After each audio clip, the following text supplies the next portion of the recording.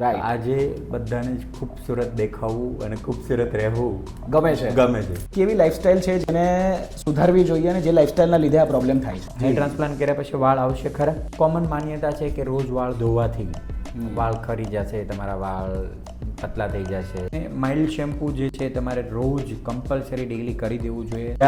જ્યારે તમે પોતે ફીલ કરશો અને તમને પોતે જ આ પ્રોબ્લેમ થશે અને પછી એનું સોલ્યુશન મળશે ને પછી તમે એને છોડશો નહીં. ડેફિનેટલી.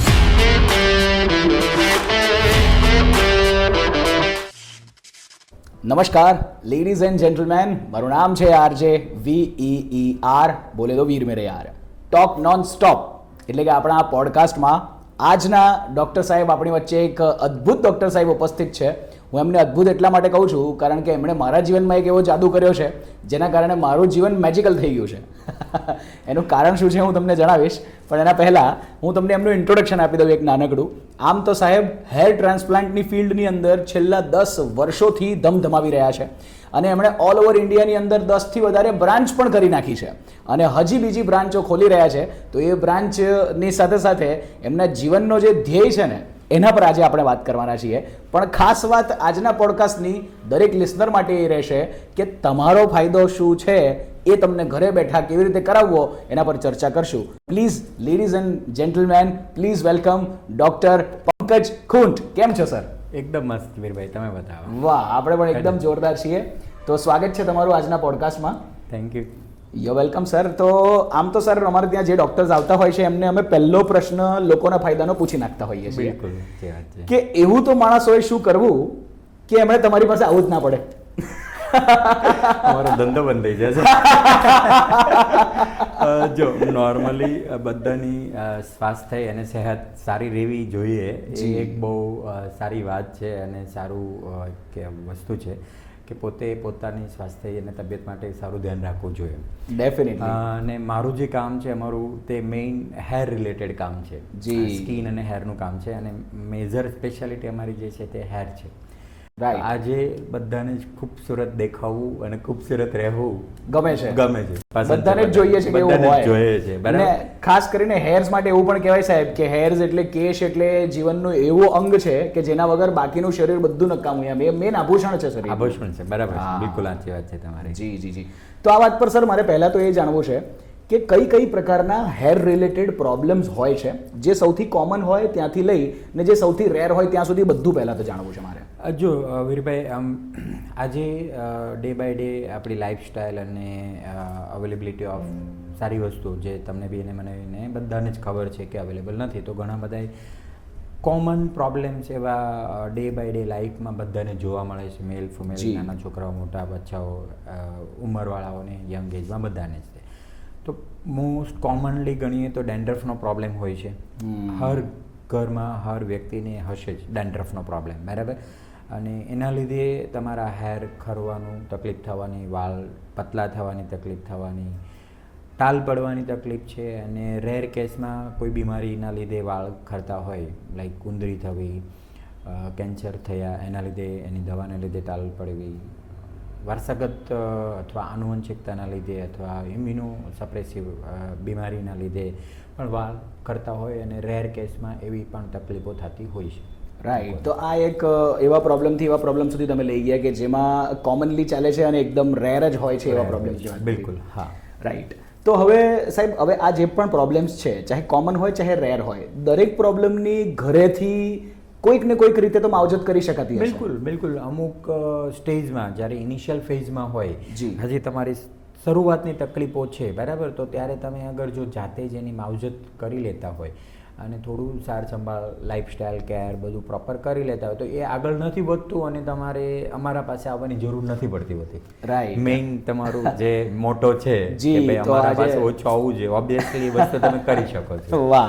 તો આજે સૌથી પહેલાં એ જ એકચ્યુઅલી જાણવું છે અમારે કે કઈ રીતે આ બધી જે પ્રોબ્લેમ્સ તમે કીધી એને ઘરેથી જ સારવાર કરી શકાય. બિલકુલ. જો હું તમને અગર પહેલું જ બતાવું કે ડેન્ડ્રફ માટે, તો આજે હર કોઈને ડેન્ડ્રફ થતો હોય ને એનું જે બેઝિક કારણ છે ને તે છે પાણી છે અને આપણી થોડી લાઈફસ્ટાઈલ છે. રાઈટ. જે પાણી આપણે હેર વોશ માટે યુઝ કરીએ છીએ, અગર હાર્ડ વોટર હશે અને ખારું પાણી હશે તો એનાથી ડેન્ડ્રફ વધારે થશે. ઓકે. તમારી લાઈફસ્ટાઈલ વધારે સ્ટ્રેસફુલ હશે, તમારું વર્કોહોલિક એવું છે કે ડસ્ટ પોલ્યુટેડ એરિયામાં વધારે વર્ક રહેવાનું હોય છે. આપણા હેરની અંદરથી ઓઇલ નામનું એક દ્રવ્ય હોય છે તે બહાર આવ્યા કરતું હોય છે. તો એ ઓઇલ જ્યારે બહાર આવે અને આપણા સ્કાલ્પમાં આખું એક જંગલ છે અને એની અંદર ફસાયા કરતો હોય, બધું ત્યાં જ રહ્યા કરતો હોય, એટલે વોશ નથી થતું. કોમન માન્યતા છે કે રોજ વાળ ધોવાથી વાળ ખરી જશે, તમારા વાળ પતલા થઈ જશે, તમને ટાલ પડી જશે. આ એક મિથ છે. અચ્છા. હા, આ ફેક્ટ નથી, બરાબર? કે સિમ્પલ વાત છે ને, તમે સાફ જ નહીં કરો તો શું થશે? જમીન ખરાબ થઈ જશે અને તમારું જે એરિયા છે તે વધારે ડેમેજ થશે અને એના લીધે તમને ડેન્ડ્રફ ડેવલપ થશે અને એના લીધે આગળના પ્રોબ્લેમ થશે. તો તમને અગર ડેન્ડ્રફ થઈ રહ્યું છે તો પહેલું અગર બેઝિક સોલ્યુશન જોતું હોય તો તમે ડેઇલી હેર વોશ કરવાનું રાખો. સાદા પાણીથી કરો. અગર સાદા પાણીથી નહીં, હું તો એવું સજેસ્ટ કરું છું કે કોઈ પણ સારા શેમ્પૂથી રેગ્યુલર વોશ કરવું જોઈએ. સ્વચ્છતા સૌથી વધારે જરૂરી છે. સ્વચ્છતા સિમ્પલ. તમારું એક આઈ થિંક મેં સાંભળ્યું હતું કે તમારું એક બ્રાન્ડ એમ્બેસેડર છે ગુજરાત સ્વચ્છતા અભિયાનના. તો સેમ વસ્તુ સ્વચ્છતા આની બી બહુ જરૂરી છે. જેટલી સ્વચ્છતા તમે રાખશો હેરની, સ્કાલ્પની, એટલા તમારા લોંગ લાઈફ હેર રહેશે. રાઈટ. તો પાણી તમને મિનરલ વોટર અથવા સારું પાણી જે પી શકવે એવું પાણી હોય, આપણે જે મીઠું પાણી કહીએ તે વાળા પાણીથી તમારા હેર વોશ કરવા જોઈએ અને રેગ્યુલર ડેઇલી બેઝિસ પર કરવા જોઈએ. અગર તમારું વર્ક ઓલવેઝ આઉટસાઇડ છે, ફરવાનું વધારે છે, માર્કેટિંગનું કામ છે, પોલ્યુટેડ એરિયામાં જવાનું વધારે હોય છે, તો ઓઇલ ને બધું પોલ્યુશનને હેરમાં લાગ્યા કરતું હોય તો એને રેગ્યુલરલી સાફ કર્યા કરો. વાહ. તો આ તો તમે ડેન્ડ્રફની વાત કરી. એના સિવાયના જે પ્રોબ્લેમ છે, એના સિવાય હેરફોલ છે અને હેર લોસ થઈ રહ્યા છે. શરૂઆતના સ્ટેજમાં આપણી ખાણીપીણીના લીધે પણ હેરફોલ થતા હોય છે. આપણી પાસે ઓબ્વિયસલી બધાને આજે ફાસ્ટ ફૂડ, જંક ફૂડની વધારે આદત હોય છે અને ખાવા માટે બહુ ઇન્ટરેસ્ટ સસ્તો હોય છે. તો એમાં આપણે ગુજરાતીઓ પાછા વધારે મેટર. હા, અને ગુજરાતીને સુરતી લાલા ખાઈ નહીં તો ચાલે નહીં, બરાબર? ખમણ નહીં મળે સવારમાં 4 વાગે તો કામ નહીં મળે. હા, એટલે ખાણીપીણી છે જે પ્રોટીન ડાયટ બહુ ઇમ્પોર્ટન્ટ છે હેર માટે. તમે ખાવા પીવામાં જેટલું મેક્સિમમ પ્રોટીન વાળું વધારે રાખશો આટલું તમારું પ્રોટીન રિપ્લેસમેન્ટ થશે. બાયોટીન જે છે એ હેરનું એક મેઇન ન્યુટ્રિશનલ પ્રોટીન છે અને એ વિટામિન ડેફિશિયન્સી જે આપણે કહી શકીએ, ત્યાં પહેલું રીઝન હોય છે તમારું હેરફોલમાં, મેલ હોય કે ફિમેલ હોય. ફિમેલમાં મેજોરિટીમાં હોય છે આ રીઝન્સ, કેમ કે females are more choosy to food. બરાબર? તો આ કોમન રીઝન હોય છે ફિમેલ્સ માટે કે તમે અગર પ્રોપર ફૂડ ન્યુટ્રિશનલ ખાવા પીવામાં યુઝ કરશો તો તમારો હેર લોસ ઓટોમેટિકલી ઇનિશિયલ સ્ટેજમાં હશે તો ઓછો થઈ જશે અને તમને એનો સારો બેનિફિટ મળશે. સર, 2-4 કોમન વસ્તુઓ મારે જાણવી છે. જેમ કે એક તો દૂધ છે કે જે તો મને ખબર છે કે એમાંથી તો મળે જ છે. એના સિવાય કોમન કયા ફૂડ એવી વસ્તુઓ છે કે જે ડેઇલી રૂટીનમાં ખાવાથી આવા પ્રોટીન મળે હેર માટેના? સ્પેશિયલી હેર માટેના પ્રોટીન્સ માટે કોમન ફૂડ્સ બધા જ પ્રકારની દાળ. દાળ ઇઝ ધ બેસ્ટ પ્રોટીન છે. મસૂર દાળ, તુવેર દાળ, ચણાની દાળ, આ જે કાંઈ હોય તે આપણે રૂટીન ખાવા પીવામાં હોવું જોઈએ. એના સિવાય ગુડ છે જેમાંથી મેક્સિમમ આયરન મળતું હોય છે, એ પણ એક હેર માટે બેસ્ટ છે. બધા જ પ્રકારના કઠોળ, ખાસ કરીને મગ છે, સોયાબીન છે, ચણા છે, એમાંથી પ્રોટીન પણ સારા એવા લેવલમાં મળતું હોય છે. એના સિવાય વેજીટેરિયન છે એટલે બધા જ વેજીટેબલ્સ કે જેમાંથી મેક્સિમમ ન્યુટ્રિશનલ અને વિટામિન્સ મળતા હોય છે. તો વેજીટેરિયન સોર્સમાં આ બધા સ્કોપ છે કે જેમાં તમને સારું એવું પ્રોટીન મળતું હોય ને તમે ખાવા પીવામાં એને રૂટીન ડેઇલી લાઈફમાં લઈ શકો. નોન વેજીટેરિયન છે તો તમે એમાં એગ પ્રોટીન છે, ચિકન છે, ફિશ છે, આ બધું વસ્તુ પણ લઈ શકો છો જેમાંથી પણ તમને સારું એવું પ્રોટીન મળતું હોય છે. વેજીટેરિયન સોર્સ ઘણા એવા છે અને ગુજરાતી એટલે મેક્સિમમ વેજીટેરિયન એવું આપણે માનતા હોઈએ છીએ. તો વેજીટેરિયન આટલા સ્કોપ છે કે જેમાં તમે સારું એવું લઈ શકો. વાહ. તો આપણે ડેન્ડ્રફની વાત કરી, ઘરેથી શું કરી શકીએ, હેર લોસની વાત કરી, ઘરેથી શું કરી શકીએ. એના સિવાય જે રેર પ્રોબ્લેમ તમે કીધા, એવા પ્રોબ્લેમની શરૂઆત ખબર કેવી રીતે પડે અને એને ઘરેથી સોલ્યુશન શું છે? જો રેર પ્રોબ્લેમ એટલે લાઈક બાલનેસ, આજે બહુ રેર નહીં કહી શકું પણ તમને હેર લોસ થઈ રહ્યો છે. હવે સિમ્પલ વાત છે, તમારું પોતાનું જ એક્ઝામ્પલ આપું કે જ્યારે તમને આ જે બંને પોર્શન્સમાંથી હેર લોસ થઈ ગયા હતા એટલે તમારા વાળ ત્યાંથી નીકળી ચૂક્યા હતા, ત્યાં એનો રૂટ્સ નહોતો, જડ પણ નહોતી દેખાતી. એટલે એવું શરૂઆતનું સ્ટેજ હોય અને સામેથી તમારા હેર ડીપ જઈ રહ્યા છે મેલ પેટર્નમાં.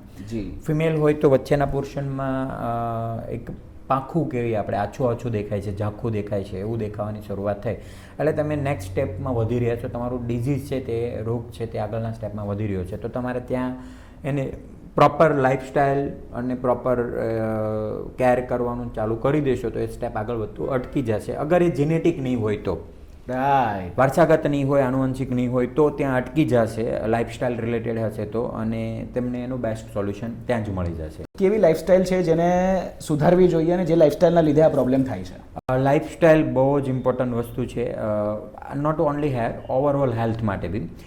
પહેલું ઇમ્પોર્ટન્ટ પાર્ટ છે તે સ્લીપ છે. આજે કોઈ પણ વ્યક્તિ પ્રોપર સ્લીપ નથી કરતું એક ટાઈમિંગલી, બરાબર? લોકો એવું કહે છે કે આપણે નોર્મલી ભણવામાં બી આવેલું છે કે 7 કલાકની સ્લીપ કરવી જોઈએ. ઘણા લોકો શું કરતા હોય છે ખબર, રાતે 2 વાગે સુવે અને સવારે 10 વાગે જાગે, તો એ સારી સ્લીપ નથી. તમને બી ખબર છે કે આપણા પુરખોથી બધું ચાલ્યા કરતું છે કે સારી સ્લીપ ક્યારે કહેવાય કે સૂર્યાસ્ત થાય એના પહેલાં તમે જમી લો અને એક પ્રોપર સંધ્યાકાળ થાય ત્યાં તમે સૂઈ જાઓ, રાઈટ, અને સવારમાં સૂર્યોદય થવાનો છે એના પહેલાં તમે ઉઠી જાઓ, બરાબર, અને પછી તમારા રૂટીન એક્ટિવિટીમાં લાગી જાઓ. આ એક સારી સ્લીપ ટાઈમ કહેવાય. એટલે આજે મોડર્ન ટાઈમમાં આપણે હું એવું કહી શકું કે લેટ ટુ લેટ 11 વાગે સૂઈ જવું જોઈએ અને મોર્નિંગમાં 7 થી 6 વાગ્યા સુધીમાં ઉઠી અને તમારી ફિઝિકલ એક્ટિવિટીમાં લાગી જવું જોઈએ. રાઈટ. એના સિવાયની લાઈફસ્ટાઈલ, ફૂડ મેં કહી દીધું. સ્ટ્રેસફુલ લાઈફ છે તો બને એટલું સ્ટ્રેસ ઓછું હોવું જોઈએ લાઈફસ્ટાઈલમાં. એટલે અમારો શો જોવાનો રાખો એમ કહે છે સાહેબ, એન્ટરટેનમેન્ટ મળતું રહેશે એમ. સાચી વાત છે, જેટલું એન્ટરટેન મળશે એટલું તમારું સ્ટ્રેસ ઓછું થશે. આ પણ એક મતલબ તમારી પાસે એક ઓપ્શન છે વાળ ઓછા જવા દેવા હોય તો એમ તો વીરભાઈને અટેચ રાખો, હંમેશા જોયા કરો. યસ યસ, આ કરી શકો. લાઈફસ્ટાઈલ માટે આટલું ઇમ્પોર્ટન્ટ વસ્તુ છે કે તમે તમારી સારી લાઈફસ્ટાઈલને એક સારી કેરમાં, એક્ટિવિટીમાં રહી શકો. સેડેન્ટરી લાઈફ, બેઠાડું જીવન છે આજના કામ આપણા. ઘણા બધા લોકોને એવા છે કે સવારે જાય ઓફિસમાં જઈને આખો દિવસ એક ચેરમાં લેપટોપ કોમ્પ્યુટર પર બેસીને કામ કરવાનું હોય છે, તો એ પણ એક સેડેન્ટરી લાઈફ થઈ ગઈ. તો આવી એક્ટિવિટી હોય તો તમારે ઓબ્વિયસલી થોડું એક્સરસાઇઝમાં ધ્યાન આપવું જોઈએ. જીમ, વોકિંગ, આ બધી વસ્તુ જેટલી કરશો એટલું તમારું ફિઝિકલ એક્ટિવિટી અને બોડીના ફંક્શનાલિટી છે તે નોર્મલ રહેશે, તો હોર્મોનલ બેલેન્સ સારું રહેશે, સ્ટ્રેસ ઇન્ડ્યુસ નહીં થાય. અને આ બધા જ રીઝન્સથી તમને તમારા હેર રિલેટેડ જે બી પ્રોબ્લેમ છે એમાં તમને ઘણો સારો બેનિફિટ રહેશે. તમારા હેર લોંગ લાઈફ, સારી ક્વોલિટી અને બાલ્ડનેસ નહીં આવે. રાઈટ. સો બેસિકલી સાહેબનું કહેવાનું એમ છે કે સવારે ઉઠવાનું, યોગા કરવાનું, મસ્ત જિંદગી જીવવાની, હસવા ખેલવાનું, બીજાને બી ખુશ રાખવાના, જાતે બી ખુશ રહેવાનું, ખાવા પીવાનું ધ્યાન રાખવાનું અને વહેલા હોઈ જવાનું અને વહેલા ઉઠી જવાનું. આટલું જ બેસિકલી મેઇન તમે વાત કરો છો. સિમ્પલ, એકદમ રાઈટ. વાત બહુ સિમ્પલ છે પણ આપણા જીવન માટે બહુ કોમ્પ્લિકેટેડ થઈ જાય છે. તો સર ઘણીવાર એવું થાય કે તમારા કહેવા પછી પણ અમને ખબર છે કે તમે બહુ એક્સપિરિયન્સ ડૉક્ટર છો, તમે કહી રહ્યા છો એ 100% સાચી વાત છે, એનું રિઝલ્ટ પણ મળશે, તે છતાં બધું ખબર હોવા છતાં અગર અમે નથી ફોલો કરી શકતા, મારા જેવી કોકની જિંદગી છે તો એવા વ્યક્તિએ જ્યારે આ પ્રોબ્લેમ કોમનમાંથી બહાર નીકળી જાય અને એવા ફેઝમાં આવી જાય કે હવે મેડિકલી મારે એનો સોલ્યુશન લેવું જ પડશે, તો એ શું સોલ્યુશન લેવા પડે અને એમાં મેડિકલી કઈ રીતે હેલ્પ પડી શકે આ દરેક વસ્તુઓમાં? જો ઓબ્વિયસલી વાત છે, જ્યારે તમે અગર પ્રોપર લાઈફસ્ટાઈલ અને તમારી એક રૂટીન કેર, હોમ રેમેડી જે કહો છો એ નહીં કરી શકતા હોય અને તમે તમારા શેડ્યુલને પ્રોપર નથી કરી શકવાના, એટલે ઓબ્વિયસલી તમારું બોડી છે એ એક લેવલ પર એનો થાક લાગવાનો છે. એટલે એની જે બધી ફિઝિકલ એક્ટિવિટી અને એના જે ફંક્શનાલિટી છે એ બધા ઓછા થઈ જશે. ડેફિનેટલી. લાઈક કાર ઓલ્ડ થાય એટલે કેવું થાય, ગેરેજમાં વારંવાર જવું પડે. એમ જેવું આપણું શરીર એક વર્ક લિમિટથી વધારે ઓવરવર્ક કરશે અને એક ઉંમર વધશે એટલે પછી અમારી પાસે વારંવાર વિઝિટ કરવી પડશે, બરાબર? તો આનું બેઝિક સોલ્યુશન એવું હોય છે કે ત્યારે પછી ડૉક્ટરને પ્રોપર કન્સલ્ટ કરવું પડે. તમારું એક્ઝેક્ટલી કોઝ શું છે, કયા રીઝન્સથી હેર લોસ છે, જેનેટિક સિવાયના. જેનેટિક હોય તો આપણે એને સ્ટેપ વાઇઝ જ કંટ્રોલ કરી શકશું. અગર જેનેટિક નથી, આનુવંશિક નથી, તો તમે એને એક્ઝેક્ટ કોઝ આઈડેન્ટિફાઈ કરવા પડે. બ્લડ ટેસ્ટ એક્ઝામિનેશન છે કે તમારું એક હિસ્ટ્રીથી આપણે એને નક્કી કરી જરૂરિયાત પ્રમાણેની ન્યુટ્રિશનલ સપ્લિમેન્ટ હોય છે કે જે કંઈ મેડિસિન હોય એને આપણે સપોર્ટિવ યુઝ કરી શકતા હોય અને એનાથી તમારું મેન્ટેનન્સ સારું રહેતું હોય છે. ઓકે, તો માની લો કે આપણે 3 પ્રકારના અત્યારે ખાસ કરીને પ્રોબ્લેમની વાત કરીએ છીએ, જે એકદમ કોમન છે, બીજું નોર્મલ છે અને ત્રીજું જે એકદમ રેર છે. તો જે કોમન છે તો કદાચ નોર્મલ મેડિસિન્સથી કે ન્યુટ્રિશન્સથી એ લોકો રિપેર કરી શકશે. બિલકુલ. નોર્મલમાં બી કદાચ મને લાગે છે કે કદાચ ઓપરેશન સુધી જવું ના પડે. પણ લાસ્ટ જે વસ્તુ છે, બાલ્ડનેસ ને એવા ઇશ્યુઝ જે છે કે જે રેર છે, હવે એવા પ્રોબ્લેમ અને જે નોર્મલ પ્રોબ્લેમ કે જે એક લિમિટ ક્રોસ કરી ચૂક્યા છે, હવે ડૉક્ટર પાસે જવું જ પડશે, તો એ કેસમાં ડૉક્ટર્સ પાસે કયા લેવલ સુધીના સોલ્યુશન્સ હોય છે મેડિકલી? જો આજે તો હું એવું કહી શકું કે ટેકનોલોજી એટલી ફાસ્ટ અને એટલી સારી એવી ગ્રો થઈ છે તો શાયદ કોઈ પણ વસ્તુ ઇમ્પોસિબલ નથી. જી, એવરીથિંગ ઇઝ પોસિબલ. જી. જ્યાં ટેકનોલોજી અને મેડિકલ ફિલ્ડનું સાયન્સ અવેલેબલ છે અને સાયન્સ પણ એટલું ફાસ્ટ ગ્રો કરી રહ્યું છે અને day by day new molecules, મેડિસિન્સના ઓપ્શન્સ, ટ્રીટમેન્ટના ઓપ્શન્સ આવી રહ્યા છે તો એવરીથિંગ ઇઝ પોસિબલ. ખાલી રેરેસ્ટ પોસિબલ જે ડિઝીઝ છે જે ટોટાલિસ યુનિવર્સાલિસ કરીને બાલનેસ છે, જેનો એ પ્રકાર એવો છે કે કદાચ તમે રેર કેસમાં કોઈને જોયા હોય કે શરીરથી માથાના ભાગથી લઈને શરીરના પગ સુધીના કોઈ પણ ભાગમાં હેર હોતા જ નથી. રાઈટ. આવું જે હા, કદાચ તમે પેલું મૂવીની વાત કરતા હોય તો એમાં પણ એક કોઈ નાના બાળકવાળો મૂવી છે, એની પાસે બહુ સુપર પાવર હોય છે એટલે એનું તો અલગ પ્રોબ્લેમ હતો. હા, પણ એવા વ્યક્તિઓ એ જે પ્રોબ્લેમ છે ને એ ઇમ્યુનોલોજિકલ પ્રોબ્લેમ્સ કહેવાય. એટલે શરીર પોતે જ આપણા બોડીની જે ઇમ્યુનિટી છે એ રોગ પ્રતિકારક શક્તિ છે જેનું કામ છે પ્રોટેક્શન. જી. બટ એ પ્રોટેક્શન કરવાની જગ્યાએ ઇન હાઉસ અટેક કરે છે, એટલે બોડીના પોતાના જ ઓર્ગનને એ ડેમેજ કરે છે. તો એવા કેસીસમાં ઇમ્યુનિટી તમારી વીક થતી હોય છે અને ઇમ્યુનોલોજિકલ ડિસઓર્ડર ડેવલપ થતા હોય છે જે યુનિવર્સાલિસ અને ટોટાલિસ એલોપેશિયા કહેવાય છે એને. તો એવા કન્ડિશન્સમાં હજી બી ટેકનોલોજી અને સાયન્સ આટલું વર્ક નથી આપી શકતું. એમાં મેડિસિન્સ અમુક ટાઈમ સુધી સપોર્ટ કરે છે, બાકી નથી કરતું. પણ એના સિવાયના જે મીડિયમ રેર કન્ડિશન તમે કહી શકો કે ટાલ પડવી, વાળ લોસ થવા, ઘણું સારા સ્ટેજ સુધી એકદમ સેકન્ડ યા થર્ડ ગ્રેડ સુધી અમે બાલનેસના લેવલ આપતા હોય એમાં લોસ થઈ જવું, મેલ હોય કે ફિમેલ હોય, તો એવી કન્ડિશન્સમાં આપણી પાસે અવેલેબલ ઓપ્શન્સ મેડિકેશન્સ કરીને ટ્રીટમેન્ટ હોય છે, PRP કરીને ટ્રીટમેન્ટ હોય છે અને હેર ટ્રાન્સપ્લાન્ટ લાસ્ટ ઓપ્શન છે કે જેનાથી અમે તમારો લુક પાછો એક સારો આપી શકીએ છીએ. રાઈટ. એ બહુ સરસ વાત કરી સાહેબે. એમાં તમે મારું એક્ઝામ્પલ લઈ શકો છો. મારા તમે જૂના વિડીયોઝ અને ફોટોઝ જોશો તો સમજશો કે સાહેબે મને કેવો આખો જમીનથી આસમાન સુધીનો ચેન્જ આપી દીધો છે. સો હેર ટ્રાન્સપ્લાન્ટ તો સર ઓપ્શન છે જ, પણ એની અંદર હવે મારે ટેકનોલોજી વિશે થોડું જાણવું છે. માની લો કોઈ વ્યક્તિ હેર ટ્રાન્સપ્લાન્ટ કરવા માટે રેડી છે, એની ઈચ્છા પણ છે, પણ ઘણા લોકોને મેં જે પર્સનલી અનુભવ્યું છે કે લોકો બહુ ડરતા હોય છે. હેર ટ્રાન્સપ્લાન્ટનું નામ આવે ને એટલે બધા કે ના ભાઈ આ તો મારે કરવું ને, માણસ મરી જાય ને, કંઈક થઈ જાય ને, એને તો કેવી પ્રોબ્લેમ થઈ જાય ને, કેવી બીમારીઓ થઈ જાય ને, આવું મેન્ટાલિટીથી લોકો જીવે છે. ખાસ મારો એક ભાઈ છે એ પોતે પણ આવું કહે છે. તો ટેકનોલોજીમાં પહેલાંમાં ને હમણાંમાં કોઈ બદલાવ છે અને અગર બદલાવ છે તો શું બદલાવ છે? ટેકનોલોજી ક્યાં પહોંચી છે? બિલકુલ વીરભાઈ, હું તમને છે ને ટ્રીટમેન્ટના ઓપ્શન બતાવું એના પહેલાં બાળનેસ શું છે અને કોને હોય એ બતાવવું વધારે મને જરૂરી. આજકાલના એરામાં કોને થઈ શકે. જો વીરભાઈ, મેઇન ઇમ્પોર્ટન્ટ અમે 10 વર્ષથી પ્રેક્ટિસ કરીએ છીએ અને અમારી પાસે ડે બાય ડે રૂટીન જે પેશન્ટ્સ અમને પ્રોબ્લેમ્સ લઈને આવતા હોય તો હું તમને ખાસ કહી શકું તો આજે આ જે પ્રોબ્લેમ છે ને હેરફોલનો, બાલનેસનો, ટાલિયાપણાનો, ગંજાપણાનો, એ જોશો તો યંગ એજમાં વધારે છે. જી બરાબર. યંગ એજ એટલે હું એટલું કહી શકું કે હજી તો 20ની એજ સ્ટાર્ટ થઈ છે, 22 એટલે સમજો કે જસ્ટ એક એડલ્ટ, એક બાળક એડલ્ટમાં કન્વર્ટ થયો છે ત્યારથી એમના હેર લોસ થવાનું સ્ટાર્ટ થઈ ગયું છે અને બાલનેસ આવવાનું સ્ટાર્ટ થઈ ગયું છે અને 30ની એજમાં ઓલમોસ્ટ આખી બાલનેસ આવી જતી હોય છે. બાલનેસના સ્ટેજ હોય છે. તમારું ટ્રાન્સપ્લાન્ટ થયું છે એટલે તમને ખ્યાલ છે કે શરૂઆતમાં પહેલાં અહીંયાથી ફ્રન્ટ પાર્ટમાં લોસ થતો હોય જેને ફ્રન્ટ બાલનેસ કહેવાય. પછી આ મિડલ પોર્શન્સ હોય છે અને આ ક્રાઉન એટલે એને આપણે પાછળનો ભાગ કહેતા હોય છે. આ જે ભાગ છે એમાં વાળ કોઈ દિવસ લોસ થતા નથી કેમ કે એ કુદરતી આપણી બોડીનો નેચર છે અને એ હોર્મોન્સના નોન સેન્સિટાઇઝ ભાગમાં આવતું હોય છે. એ આનુવંશિકતામાં નથી આવતું એટલે આ ભાગના વાળ હંમેશા રહેતા હોય. એટલે અહીંયાથી આટલા ભાગની આ ટાલ પડતી હોય, ફ્રન્ટ, મિડલ અને ક્રાઉન, એવી રીતના 3 ભાગમાં ટાલ પડતી હોય છે. તો બહુ જ વેરી યંગ એજ 25થી 30 વર્ષની એજમાં ઘણા બધા એવા છોકરાઓ અને અમારી પાસે આવતા હોય છે કે જેમને આટલી જલ્દી એજમાં વાળ ખરી જતા હોય છે જે હજી સોશિયલી અને પ્રોફેશનલી કોઈ પણ જગ્યાએ ઇન્ટરેક્શનમાં નથી હોતા. જી. અને આ એક ફેઝ છે જે એક બહુ ડિપ્રેસિવ અને એક લો કોન્ફિડન્સ ફીલ કરવાવાળો ફેઝ હોય છે આ એજમાં જ્યારે વાળ લોસ થતા હોય ત્યારે. તો આના સોલ્યુશન્સ માટે લોકો ઘણા બધા ઓપ્શન વિચારતા હોય છે અને આજે બધા જ લોકો કંઈ ને કંઈ આની પાછળ ટ્રાય કરતા હોય. પહેલાં મેં કીધું એમ ઘરગથ્થુ ઓપ્શન્સ બધા ટ્રાય કરી લે છે.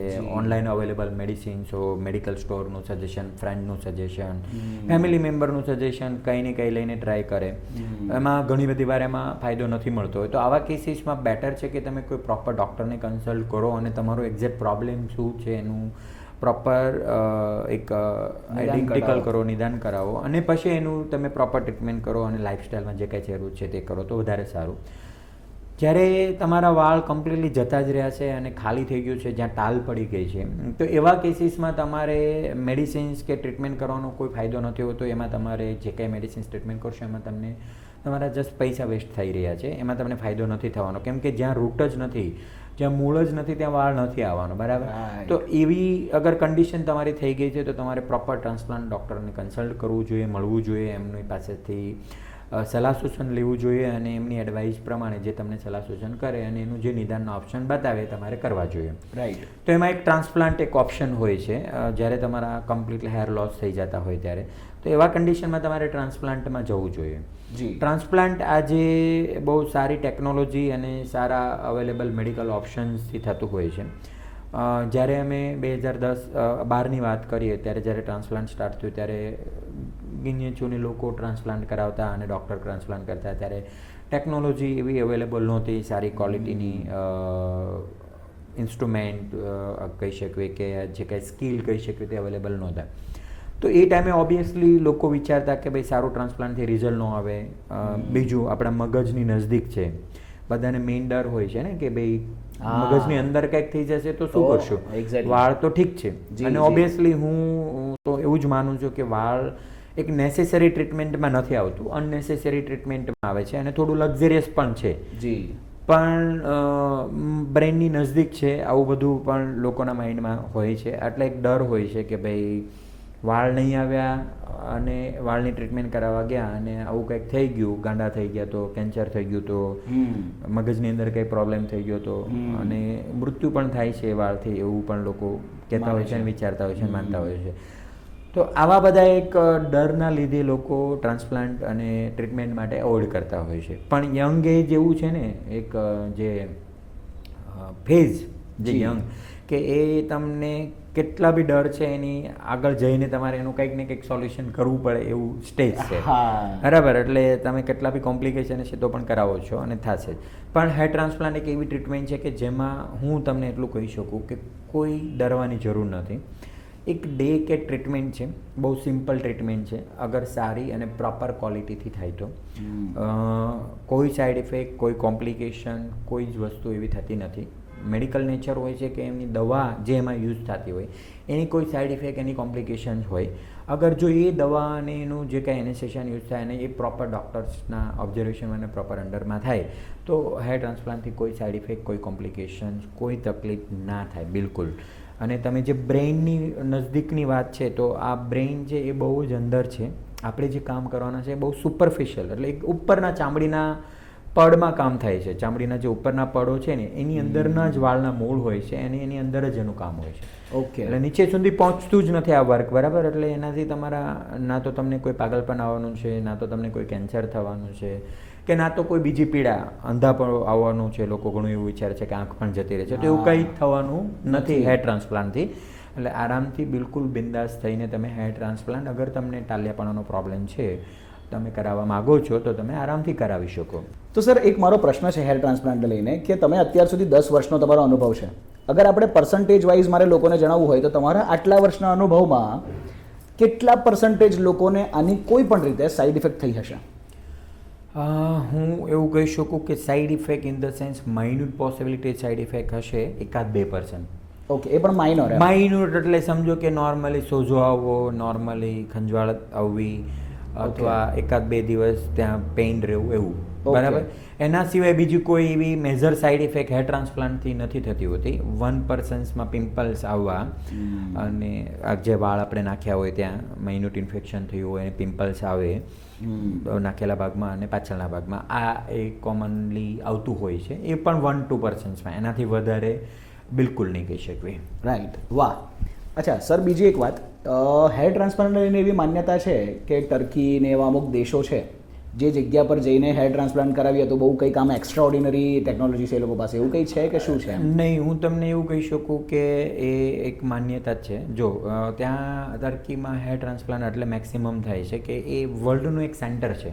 અગર આપણે જિયોગ્રાફિકલી જોઈએ, ડિસ્ટ્રીબ્યુશન ઓફ એરિયામાં જોઈએ તો ટર્કી છે ને યુરોપની નજદીક છે, અમેરિકાની નજદીક છે, એટલે આ સેન્ટર છે. એટલે શું થાય કે મેક્સિમમ લોકોને અગર ઓપ્શન જોતો હોય તો ટ્રાન્સપ્લાન્ટનો ત્યાં ચાલશે, કેમ કે ટ્રાવેલિંગ કોસ્ટ બચી જશે ને આવવા માટે, એટલા માટે.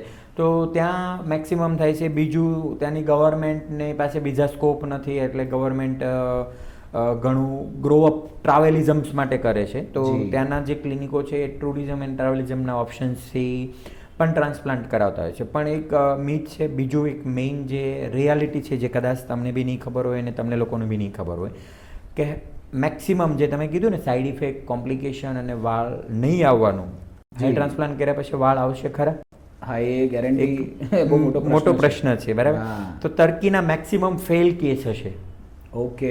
મેક્સિમમ કોમ્પ્લિકેશન, સાઈડ ઇફેક્ટ વાળા કેસ હશે ત્યાં. પાછો જઈ બી ના શકે પૂછવા કે હવે શું કરવું, એમ શું કરવું, બિલકુલ વાત છે. મોંઘું થઈ જાય. હા, કેમ કે પાછું જશે તો ત્યારે આ ફેસિલિટી નથી મળવાની, બરાબર.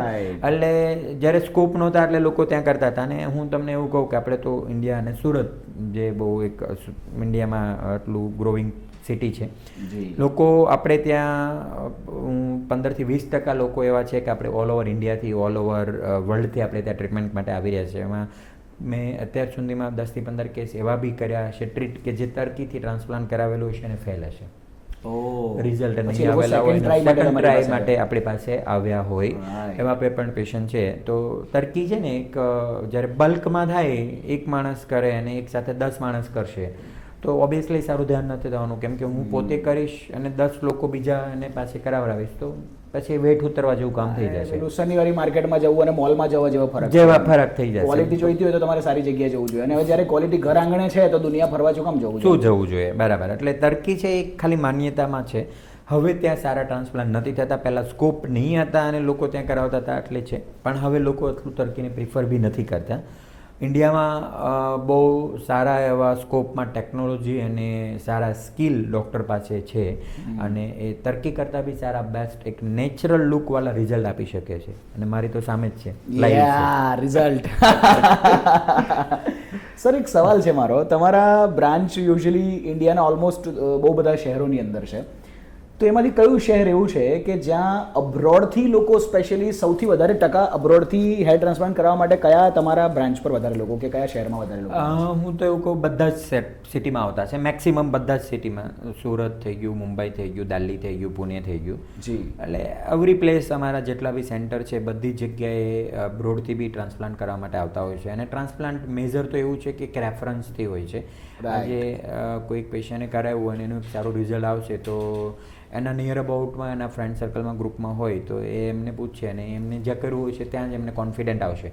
મેં કીધું ને એમાં જરૂરી ટ્રીટમેન્ટ નથી ને, અનનેસેસરી ટ્રીટમેન્ટ છે, બરાબર ને. તો આ કરાવવું એટલા માટે જ છે કે આપણો એક સારો લુક આવી જાય. અગર આપણો સારો લુક જ નથી આવવાનો, એવું ટ્રાન્સપ્લાન્ટ થવાનું હોય તો ફાયદો, તો કરાવવાનો કોઈ મતલબ નથી, મિનિંગ નથી, ફાયદો નથી, બરાબર. એટલે પેશન્ટ્સ ગમે ત્યાંથી હોય, હું તો સુરતમાં ઇન્ડિયાના બધા જ સિટી, નોટ સ્ટેટ, સિટી માંથી પેશન્ટ સુરતમાં બી ટ્રાન્સપ્લાન્ટ માટે આવી રહ્યા છે. રાઈટ. હા.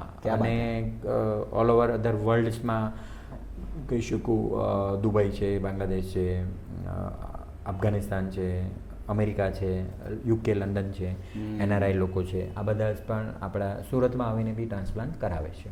ક્યાં બાત હે, ક્યાં બાત હે, વાહ, આ બહુ અદ્ભુત વાત છે અને મજેદાર વાત છે. હા. તો ઓવરઓલ આમ તો આપણે ઘણી બધી વાતો કરી આને લઈને કે કઈ રીતે કોમન પ્રોબ્લેમ્સ હોઈ શકે, કઈ રીતે ઘરેથી તમે એને સંભાળી શકો, કઈ રીતે કઈ સિચ્યુએશનમાં ડૉક્ટર પાસે જવું જોઈએ, ક્યારે તમે ડૉક્ટર પાસે ગયા અને પછી એમાં ટેકનોલોજી ક્યાં સુધી પહોંચી છે, ઇન્ડિયા અને સુરત ખાસ કરીને આ ફિલ્ડમાં કેટલું આગળ છે, આવી ઘણી બધી વાતો આ પોડકાસ્ટમાં કરી. એના માટે સર હું તમારો આભારી છું.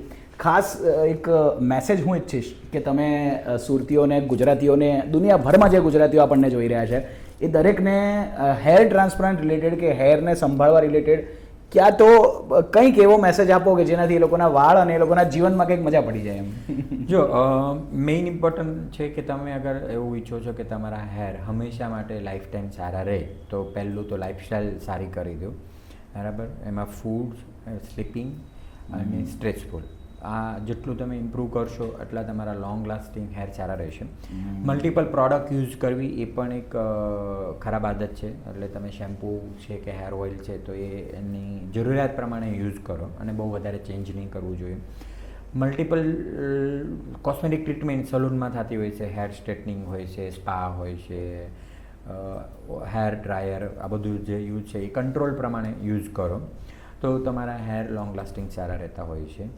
આના સિવાય જરૂરિયાત પ્રમાણે ખાણીપીણી છે તે તમે સારું ન્યુટ્રિશનલ ડાયટ્સ લો, જેથી કરીને તમારા લોંગ લાસ્ટિંગ હેર અને તમને એનું ન્યુટ્રિશન સપ્લિમેન્ટ જે ડેફિશિયન્સી થતી હોય તે સારી રીતે મળ્યા કરે તો તમારા હેર લોંગ લાસ્ટિંગ સારા રહેશે. બિલકુલ. સર, એક લાસ્ટ વસ્તુ મારે જાણવી છે. મારા મનમાં એક સવાલ ઉદ્ભવ્યો છે કે મને દરેક વસ્તુમાં એક વસ્તુ જાણવી છે કે એવું શું કરશે કોઈ પણ એક વ્યક્તિ કે જેનાથી એના વાળ આમ હંમેશા તગડા અને મજબૂત રહેશે, કે ભાઈ જેમ કે એક્ઝામ્પલ તરીકે કે ભાઈ દર 2 દિવસે તેલ નાખવું જોઈએ, પ્રોટીનના ખોરાકની તો તમે વાત કરી, પણ પર્ટિક્યુલરલી માનો કે દૂધ રોજ પીવું જોઈએ. દરેકમાં અગર એક વસ્તુ જ તમારે ચૂઝ કરવાની હોય, ફૂડ આઇટમમાં એક વસ્તુ, એની કેર કરવામાં એક વસ્તુ, તો એવી કઈ વસ્તુઓ છે જે રોજની એક વસ્તુ છે જેના પર પણ એ બંધાયેલો રહેશે તો એના વાળમાં કોઈ જ પ્રોબ્લેમ નહીં આવશે? પ્રોટીન માટે ખાવા પીવામાં દાળ મેક્સિમમ યુઝ કરવી જોઈએ, જેથી કરીને સારા પ્રોટીન્સ તમને મળ્યા કરે. કઠોળ અને દાળ. જી. શેમ્પૂ છે તો તમે માઇલ્ડ શેમ્પૂ જે છે તમારે રોજ કમ્પલસરી ડેઈલી કરી દેવું જોઈએ. મેં સમજાવ્યું એમ સારી એક્ટિવિટી પ્રમાણે. માઇલ્ડ શેમ્પૂ એટલે જેનું ફીણ ઓછું આવે એ માઇલ્ડ શેમ્પૂ હોય? બિલકુલ બિલકુલ. જો શેમ્પૂનું કામ છે તમારા વાળને સાફ ક્લીન કરવાનું, સ્વચ્છતા અભિયાન છે. જી. બરાબર. એટલે કોઈ પણ શેમ્પૂ સારા છે, બધા શેમ્પૂ સેમ જ છે.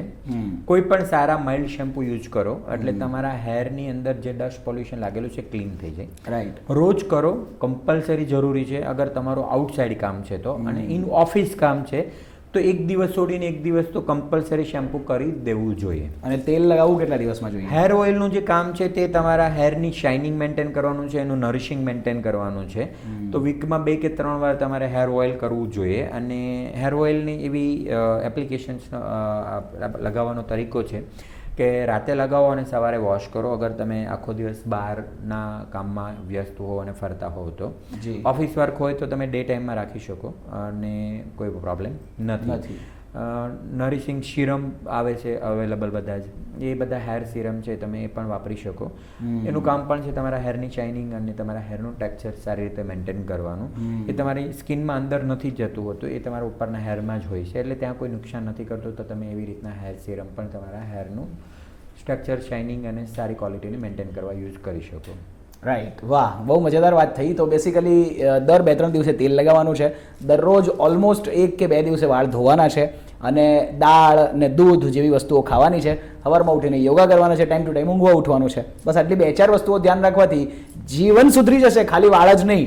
અને આ સલાહ જુઓ કોણ આપે છે. મેં જ પહેલાં બગાડે એમની પાસે હેર ટ્રાન્સપ્લાન્ટ કરાયા, હવે તમને સલાહ આપું છું કારણ કે ભોગવ્યું છે ને એટલે ખબર છે. સાચી વાત છે.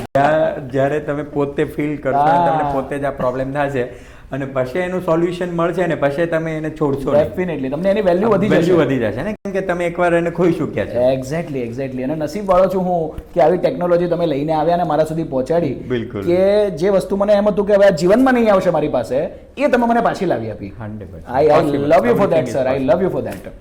વાહ. તો આની માટે તમે પણ જોડાઈ શકો છો. સર, આપણા શોનો લાસ્ટ સેગમેન્ટ એક ગેમથી એન્ડ કરતા હોઈએ છીએ અમે. તો આ એક ફન ગેમ છે. બિંગ અ ડોક્ટર, તમે પણ સવાલ પૂછવાને અધીન છો, ને બિંગ આરજે કે બિંગ અન ઇન્ટરવ્યુઅર હું પણ સવાલ પૂછવાને અધીન છું. તો આ ગેમ જ એવી છે, આપણે આમને સામને સવાલ પર સવાલ પૂછવાનો છે. ગેમનું નામ છે સવાલ પે સવાલ. તો સિમ્પલ વસ્તુ એટલી જ છે કે માનો એક્ઝામ્પલ તરીકે મેં તમને પૂછ્યું તમે શું કરો છો, તમે કહેશો હું તમને શું કામ કહું. સવાલ પર સવાલ, એના પર હું પાછો સવાલ પૂછીશ કે કેમ તમારે નથી કહેવું, તમે કહેશો કે નહીં કહું તો શું કરશો.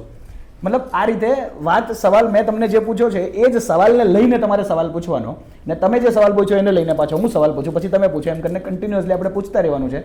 જવાબ નહીં આપવાનો અને અટકવાનું નહીં. આ બેમાંથી કંઈ પણ કર્યું એટલે આઉટ. જવાબ નહીં આપવાનો અને અટકવાનું. હા, જવાબ નહીં આપી દેવાનો. હું કહું તમે શું કરો છો, બેઠો છું, આઉટ. સવાલ જ પૂછવાનો, એમ સવાલની સામે સવાલ. પેલું વર બૈરી વાળું નથી હોતું કે વરે કીધું કે ભાઈ જમવાનું બની ગયું છે તો 9 વહીનું હોય આટલી વારમાં, એમ એ સામે સવાલ જ પૂછે, જવાબ નહીં આપે. બરાબર. ખ્યાલ આવી. એટલે જે સવાલ છે એમાં ક્રોસ સવાલ હોવો, ક્રોસ ક્વેશ્ચન જ. હા, સવાલ જ પૂછવાના બેસિકલી. સવાલથી આગળ કંઈ પણ કરી દીધું તો આઉટ થઈ જશો. ઓકે. હા, એટલે હું પણ એવું કરીશ તો હું પણ આઉટ થઈ જઈશ. એટલે આપણે આમને સામને ધ્યાન રાખવાનું છે. સવાલ પૂછવા માટે સવાલ પે સવાલ. હા, સવાલ પે સવાલ. તો ચલો શરૂ કરશું સર. બિલકુલ વીરભાઈ, ચાલુ કરીએ. જી. તો ચલો સવાલ પે સવાલ વીર સાથે રમી રહ્યા છે ડોક્ટર પંકજ ખૂંટ સાહેબ. તો શરૂ કરશું કે કેમ છો સાહેબ તમે? તમારે શું કામ? લો, મારે નો કામ હોય? મજામાં તમે હોય તો હું વાંધો? વાંધો તો કઈ નથી, પણ તમને વાંધો ન હોય તો મને બી કઈ વાંધો નથી. તમને શું લાગે છે મને વાંધો છે? તમને શું વાંધો હોય? મને તો વાંધો ન હોય, પણ પેલી લાઈટ ને વાંધો હોય તો લાઈટ ને ફરક હોય તો ઈ ફરવી નાખે. આ જવાબ આપી દીધો. મજાની વાત કહું, મજાની. આ ગેમ મેં આજે રમાડી પણ પહેલી વાર ને રમ્યો પણ પહેલી વાર છું, તો મારી માટે પણ ટેન્શન હતું કે સવાલ ક્યાંથી શોધું. હું પણ પહેલી વાર જ હતો આ હા, game બહુ મજા આવી પણ ઇટ વોઝ રિયલી ફન. પણ જ્યારે ડોક્ટર્સ મારી સામે બેઠા હોય ને ત્યારે એમની સાથે કઈ ગેમ રમવી આની પર અમે બહુ લાંબા સમયથી વિચાર કરતા હતા. બરાબર. ને આ એક એવી ગેમ અમને મળી છે કે ડોક્ટરને પણ પ્રશ્ન પૂછવાની આદત હોય ને અમારા ફિલ્ડ વાળાને પ્રશ્ન પૂછવાની આદત હોય, તો આ ગેમમાં બહુ મજા આવી રમવાની સર તમારી સાથે. અને ગેમ કરતાં પણ વધારે નોલેજમાં સિરિયસલી તમે આજે બહુ અદ્ભુત નોલેજ આપ્યું ને તમારી પાસે જે નોલેજ છે એનું રિઝલ્ટ તો લોકો અહીંયા જોઈ જ રહ્યા છે. બિલકુલ. So thank you so much for coming to the RJ Veer studios અને અહીંયાની શોભા વધારી એના માટે હું તમારો આભારી છું. ખૂબ ખૂબ આભાર નિર્ભયભાઈ તમારો. Thank you sir, thank you.